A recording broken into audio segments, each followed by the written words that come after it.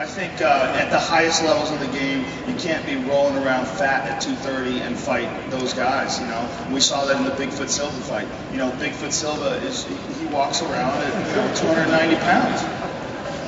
Get up here, bitch. He can't be, you know, he's an amazing athlete, and he's put on some incredible fights over the years, but I think once you get to the highest levels of the game, you know,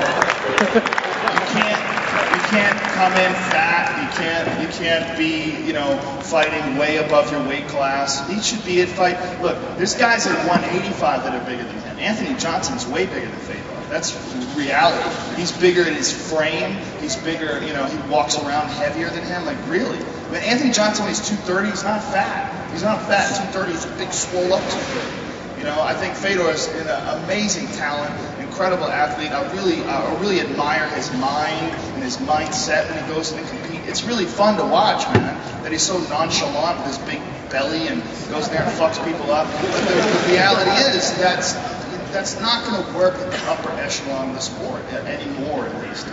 You know, I think back when he was on top in Pride, it was okay, but the game is past that now. The game is in another place, and it's always going to continue to go into another place. The guys that we're looking at right now, I mean, believe it or not, you know, there's going to be, years from now, there's going to be some kid that's training right now, probably in Vegas or somewhere, that is going to make John Jones, you know, look like Fedor. And he's going to be another level, and it's going to keep going. It's very exciting. There's never been a sport in our lifetime that has progressed so much. I mean, you could take boxers from like the 1980s, you could take like Marvin Hagler and throw him in there today against like top level guys. You know, throw Marvin Hagler in there today. If you could get a time machine, Marvin Hagler would hang with the very best of the world today. You cannot say that with MMA. It's not even close. Carlos Condit would go back to the first UFC and just dominate bitches. You go back to UFC 1, I mean, come on, you ever watch like those extreme fighting and go, how silly is this?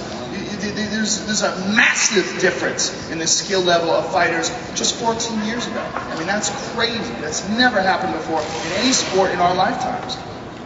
And the weirdest thing is it's the oldest sport ever. I mean, this is the oldest sport. The oldest sport is fighting. It's a real sport. Thank you guys again. You're welcome, bro.